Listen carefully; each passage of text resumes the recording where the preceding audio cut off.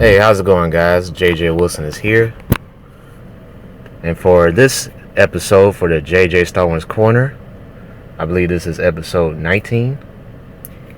And this one, give a shout out to Azrael KW for informing me about this on a live stream that I did recently.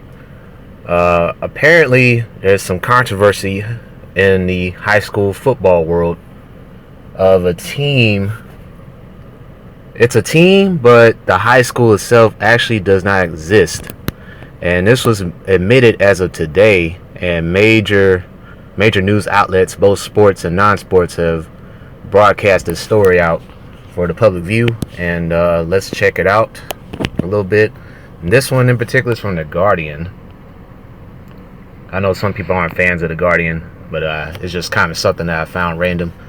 But it says, Bishop Sycamore, coach of the team, said to ESPN that we are not a school. So the team's appearance on national TV causes questions. The school does not appear to have a physical location. What does that mean? There's no actual address. There's no building.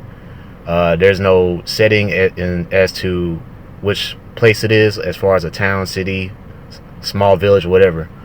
And but with some research, it finds out that the head coaches and most of the players come from the Columbus, Ohio area. Columbus, Ohio, if I got that right.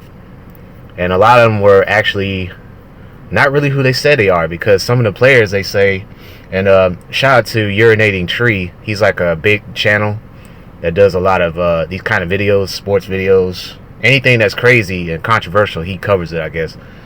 But like, it was pointed out by him that based on research, that a lot of these players, they weren't actually from that school per se. And like I said, there was no school, and some of those players were actually older than they appeared. Some of them weren't even 18 years old. Some of them might have been young. Some of them might have been like past the age of 18. They should have been in college or whatever. And for whatever reason, the recruitment didn't work out. And it sounds like a lot of these guys are like former delinquents and criminals. They got in trouble with the law, perhaps, and the coaches, I guess, found these guys throughout the city or wherever they came from, and they decided to put these guys together to form a football team to kind of, quote unquote, get their minds right, so to speak, to get them out of trouble and get them off the streets. That's kind of what it is. You can kind of tell with how they play, the football style play. It looks like Pop Warner. It's not organized whatsoever.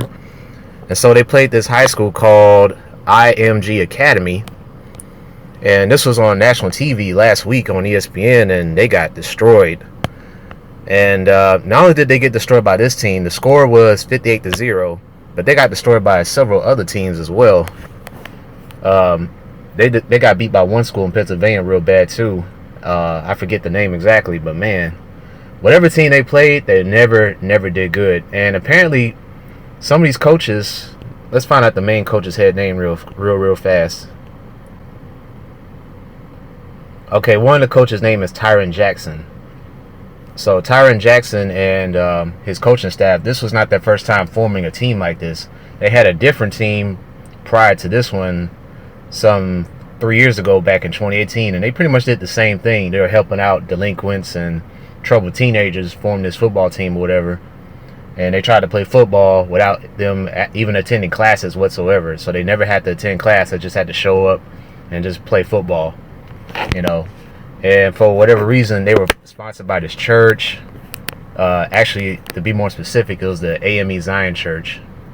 And they pretty much denounced these guys, say, hey, we don't know anything about this program that these guys made, and that's got nothing to do with us. So you guys can investigate them and tell them to get rid of that football team. And so they did, and now they're at it again. Apparently these guys formed another team, so they're trying again. So it's kind of crazy that you would bribe the whatever high school organization is doing all the football games in Ohio.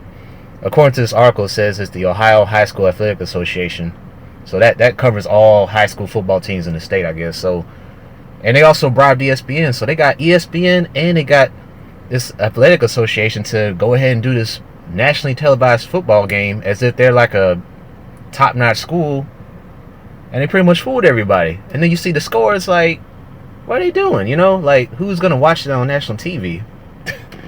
What were these guys thinking, man? I don't know. It was wild to me. I guess anything to make a dollar, I guess. So yeah, that's pretty much the article. I didn't want to go through too much verbatim, but yeah, let me know what you guys think about this. I think it's kind of sad that coaches would, you know, do their teenagers like this and so-called help them, but they're not attending classes for whatever reason, which is the real reason why they're in high school to begin with, not to necessarily play sports. You know, they're trying to get through life, you know, by passing all their academic courses and eventually finding careers elsewhere once they get to university or college or a trade school even. So you guys let me know what you think about this, and I will be out of here. All right, take care.